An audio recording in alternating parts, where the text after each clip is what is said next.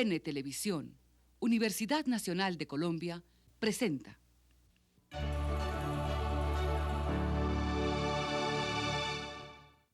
Él es uno de los pintores, como él dice, completamente anacrónicos. Él dice que él es una persona del siglo XIII que nació en este siglo. Como tal, vive. Él es como edad media, su casa, todo es como eso.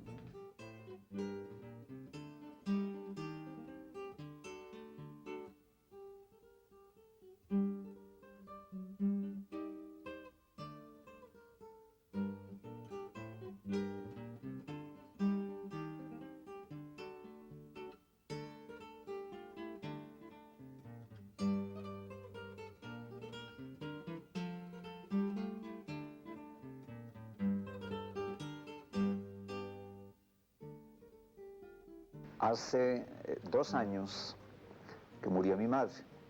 Yo en realidad no he hablado mucho en programas acerca de ella, pero indudablemente tuvo una gran influencia en mi trabajo. Tengo que decirte lo siguiente: cuando vivíamos en África de niño,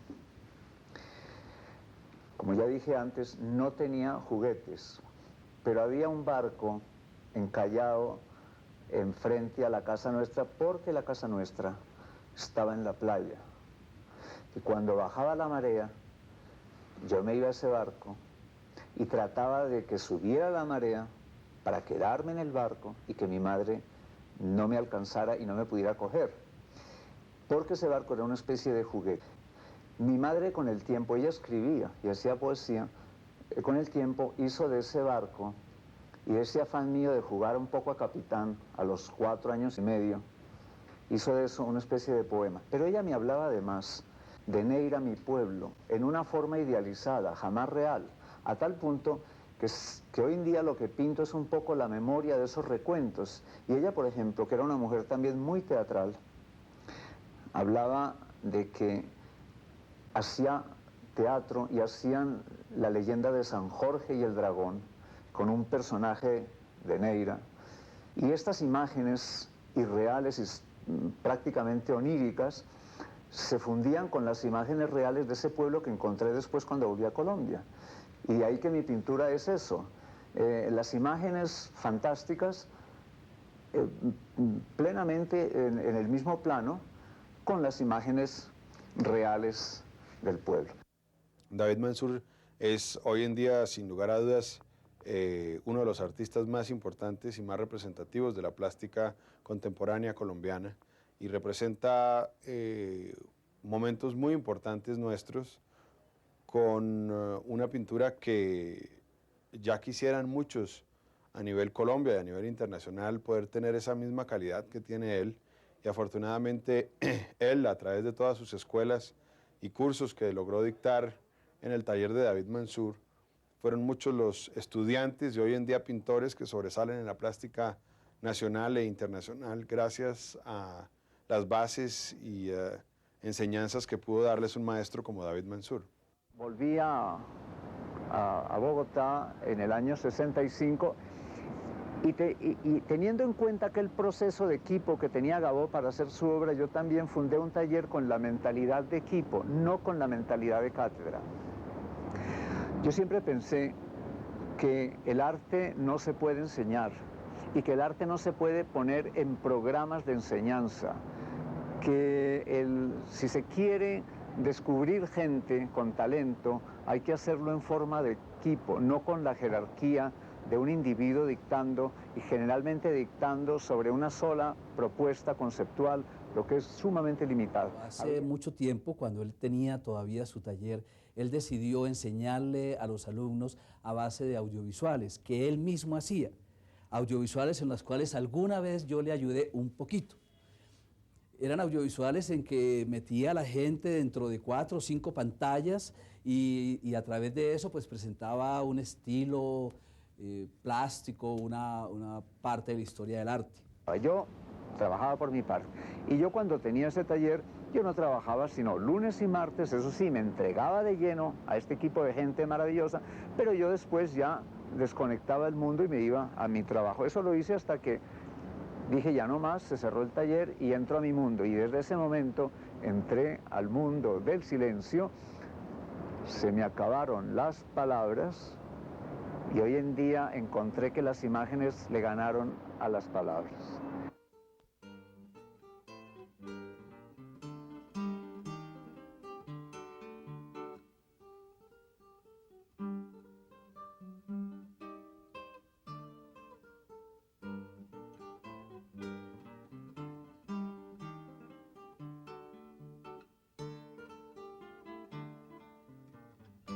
Hay una relación, en el caso particular mío, de los objetos que se convierten en el tema de un cuadro.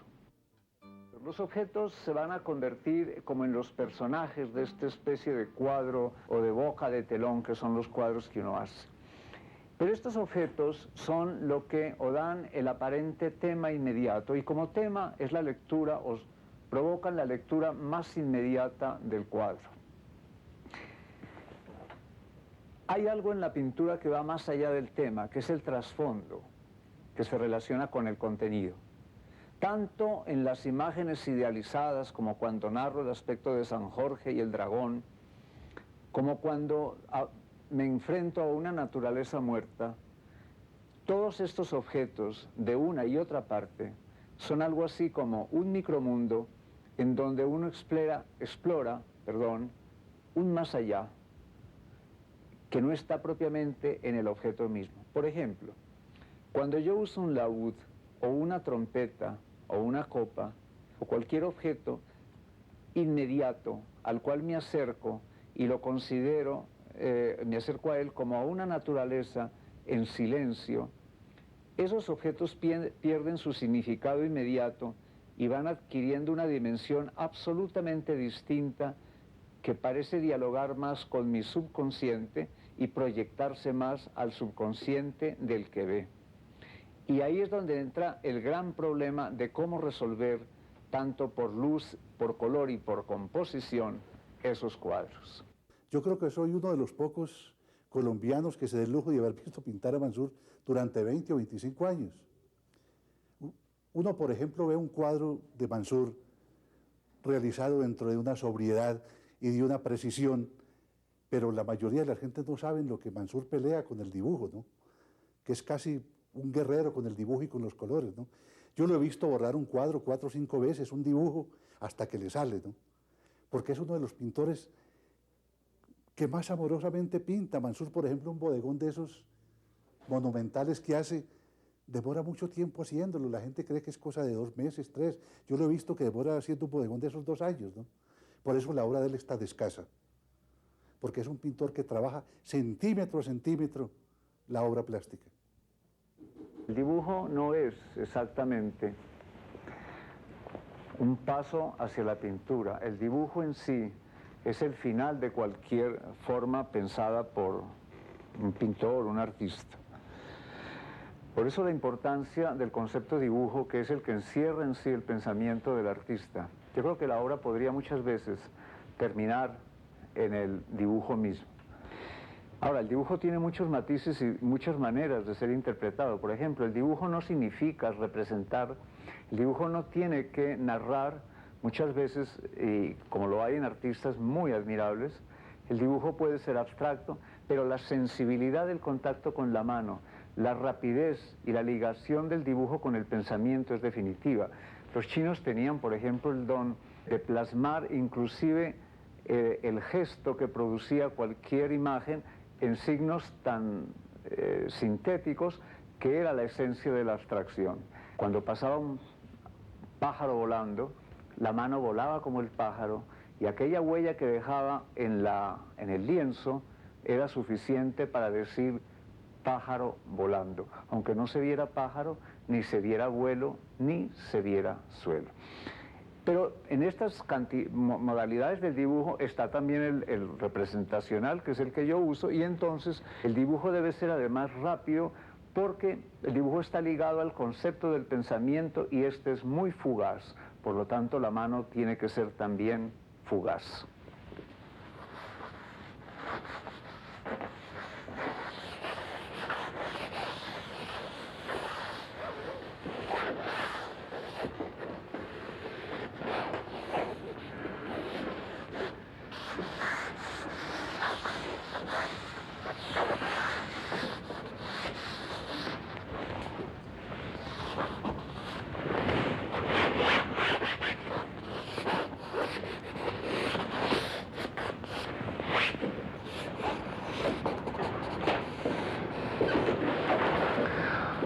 aspecto en el dibujo que siempre me ha importado mucho, que tiene cierta relación con la música, que es la pulsación.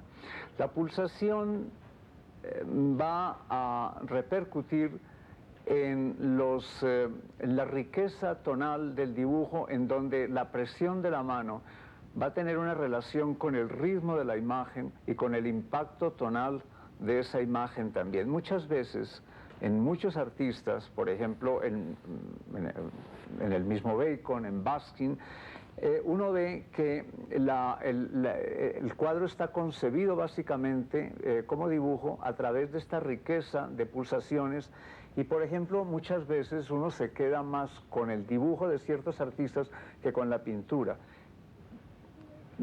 Echando atrás en el Renacimiento, uno se pone a ver el dibujo de Leonardo da Vinci, es toda la historia de Leonardo da Vinci por su riqueza. Así dibujara un elemento mecánico, estaba hecho con una huella tan maravillosa como solamente una gran sensibilidad de artista la podría dar. En otras palabras, en el dibujo se prueba la sensibilidad y yo creo que hasta el talento de un artista. Pero el dibujo hay que trabajarlo y uno morirá siempre tratando de que cada vez sea mejor, porque cada vez se aprende más.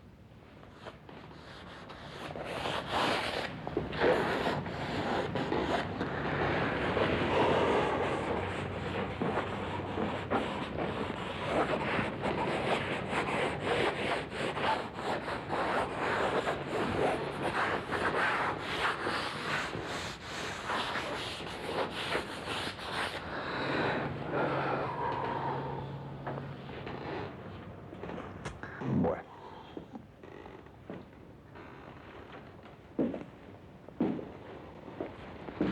Hemos estudiado y analizado el proyecto de hacer un libro sobre la vida de uno de los más importantes artistas colombianos y sin lugar a dudas el mejor dibujante que ha tenido Colombia, que es David Mansur. De manera que durante 2 años estuvimos haciendo un estudio muy a fondo y muy completo sobre las obras más sobresalientes y las obras más importantes que pintó David Mansur. Obviamente no están todas ilustradas, pero sí está una parte muy representativa de su obra ilustrada. Y con la ayuda de él y con la ayuda de varios de los colaboradores del libro, logramos dar comienzo y también final a un proceso de crear y generar al lector un amplio conocimiento de la obra de un artista de la talla de David Mansur. Yo trabajo en base a 4 temas que me tomarán mucho tiempo en desarrollar. Yo creo que en una sola pintura no se logra desarrollar en todos sus aspectos lo que uno puede hacer sobre una determinada forma. Uno de ellos, de esos temas, es uno que para mí es muy importante, que es la figura de San Sebastián. San Sebastián, como todo el mundo sabe, fue un mártir, un joven que muere a flecha. Pero siendo uno reflejo del medio en que está, mis San Sebastianes mueren a bala, porque en el medio en que vivimos, todo joven está condenado en cierta manera. Bueno, digamos que no todo joven, pero la juventud, y lo hemos visto, muere de alguna manera a bala. Yo voy a hacer en una de las variaciones sobre San Sebastián un homenaje a Andrés Escobar, porque él es parte de ese grupo de mártires jóvenes que mueren a bala, absurdamente a bala. Y ese San Sebastián, en homenaje a Andrés Escobar, indudablemente está herido por las balas. Ese es un cuadro para mí que será muy caro y sobre el cual ya estoy estudiando. Otro de los temas que para mí es muy importante se remonta a los escritos de Santa Teresa de Ávila y San Juan de la Cruz, y es la transverberación. Es uno de los temas más hermosos porque tiene algo de erótico, algo de místico, Y es esa relación del amor a través de una flecha de oro que hiere el corazón de Teresa y sobre el cual Bernini hizo una magnífica escultura que está en Roma y que a mí me impresionó toda la vida. Un pintor muy hecho, muy realizado, sabe su oficio, sabe qué quiere, procede a base de grandes series, sus series místicas sobre Santa Teresa de Jesús, sus series de caballeros, sus espléndidos bodegones, sus retratos también, en alguna época una obra un poquitico más surrealista. O sea que él procede a base de etapas y cada etapa de esas está muy bien concebida y muy bien realizada. El otro tema que yo toco es el de la naturaleza muerta. Yo nunca hablo de bodegones. El concepto bodegón es muy específico con relación a la bodega y a ciertos elementos que limitan un poco el aspecto de la naturaleza cercana. Para mí las naturalezas muertas tienen un aspecto de micromundo y me acerco a los objetos como si quisiera vivirlos. Yo no soy músico, pero me interesa muchísimo la música. Y entonces Luis Antonio Escobar, el compositor, fue en cierta manera mi gran asistente y él hizo partituras de música especialmente no para ser tocadas, sino para ser pintadas en muchas de mis naturalezas muertas, donde yo además estoy incorporando instrumentos que van a sugerir quizás sonido. En un cuadro mío exhibido en Nueva York, que tenía una de las partituras para flauta de Luis Antonio Escobar, ocurrió lo que yo tal vez siempre hubiera querido. Un joven flautista interpretó al pie del cuadro, leyendo en el cuadro lo que Luis Antonio Escobar decía en su partitura para flauta. Y finalmente, el último tema que toco es el de San Jorge y el Dragón, que me ha dado para trabajar inclusive varios años y que ya le va cediendo el paso a este cuadro, a estos proyectos, que es el tema de San Sebastián. Cuando uno cita los caballos que ustedes han visto y ahí cita los San Jorges y ve toda esta obra reciente y que forma, digamos, el camino personalísimo de un Mansur, creo yo que como periodista cultural, que es lo que realmente soy, he sido testigo de una de las aventuras más apasionantes en el arte colombiano, como ha sido la de romper 3 veces con su estilo y con su público. David Mansur ha hecho uno de los caminos más valerosos en un momento dado, porque eso de tener un estilo definido, un público definido, unos compradores definidos, unas galerías definidas que muestran el trabajo, como cuando era un pintor abstracto, y súbitamente incorpora dentro de la cosa constructivista y se lanza a hacer sus hilos y también los abandona y regresa a esa pintura y a esa mano clásica que conocemos ahora, pues realmente han sido 3 rupturas definidas que forman parte de las aventuras más valientes del arte colombiano. Lo que recogen estos textos, lo que recogen estos diálogos, es su testimonio, repito, hecho en diferentes épocas de la vida, de cómo su historia personal ha tenido esas capacidades de abandonar una cosa para incursionar en otra, y ante todo, de haber creado eso que llamamos el mundo de David Mansur.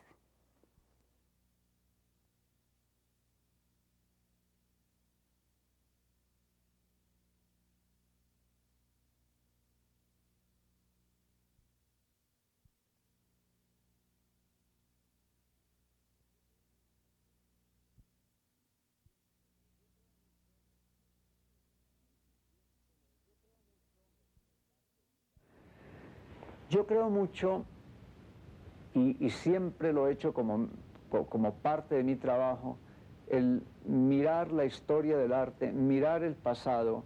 Hay artistas que como Piero della Francesca, como Filippo Lippi, como Uccello, como los pintores holandeses del siglo XVII, como los españoles del siglo XVII, que han dejado una profunda huella en mí. Cuando, como dije al principio, estudiaba en unos conventos en España, posiblemente las circunstancias eran muy desfavorables desde el punto de vista de comodidad, pero lo que sí tenía muy a la mano eran estos pintores, algunos de cocina, como diría José Gómez Sicre, pintores de cebollas, pintores de frutas, pintores de la preparación de una comida que se veía en los cuadros maravillosos, de los cuales un sumo exponente es uno que ya tiene cierta popularidad, como fue Sánchez Cotán.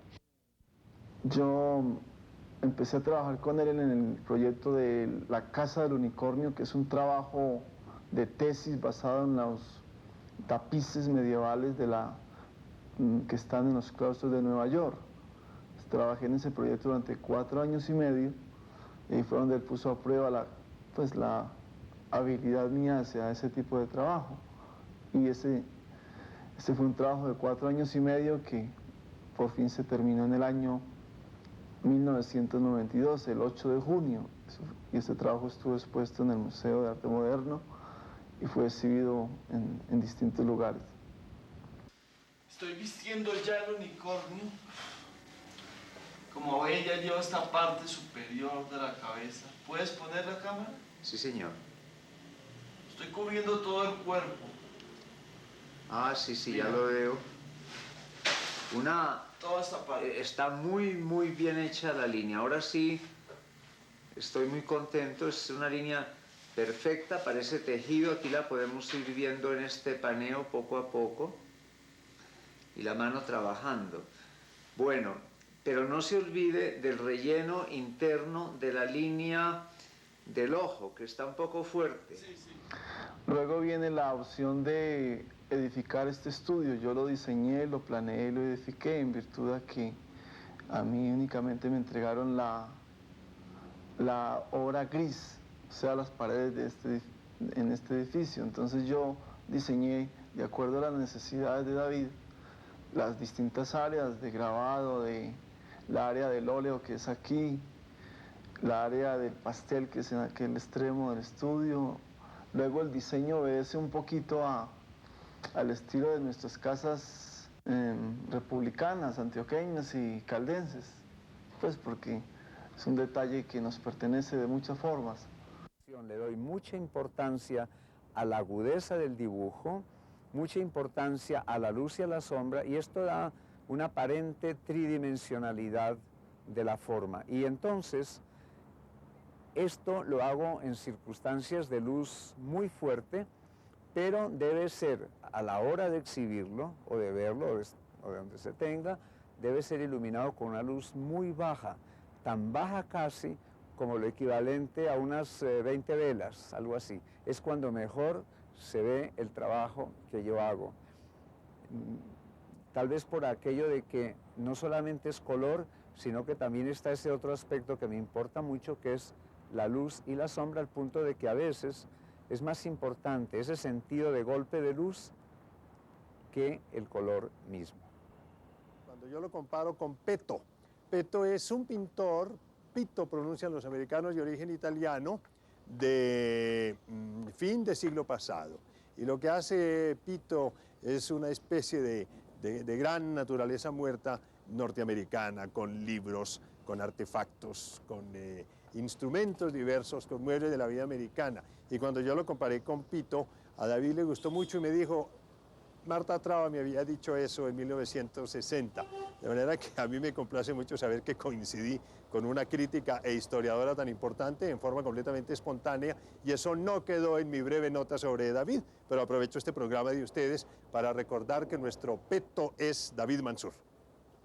Yo creo que demasiada perfección tiende a asfixiar la obra, y a mí personalmente me gustaría ver que David trabajara más libre de esa obligación de perfección que él mismo se ha impuesto y que seguramente de algún modo le encanta lo mismo que a su gran público. Pero yo pienso que sería muy lindo ver a David Mansur, a quien quiero tanto, realizar una obra más abierta, que fuera distinta cada día, que tuviera una existencia en el tiempo, que continuara revelándose permanentemente. El efecto es emocional, como es el punto de partida de la obra, pero la ejecución no. Esto es lo que el público no ve. Cuando uno lo ven en exposiciones o en un libro o en cualquier reproducción, siempre se piensa en la facilidad, en la alegría y en la abundancia de obra. No hay tal. Yo creo que para un cuadro más o menos bien logrado hay que perder 10 obras, porque generalmente esas 10 obras son las que lo llevan a uno al camino de una depuración. Yo siempre he trabajado por ese camino, depurando, depurando con calma, con serenidad hasta llegar al punto final. Ahora, el punto final, como aquello que uno prevé en su mente, aquella obra que uno quisiera hacer, esa está siempre en el cuadro que va a venir, en el cuadro que está en la mente, nunca en el cuadro que está terminado. Y por eso la vida de cualquier artista está siempre en función del futuro, pero nunca en función de presente.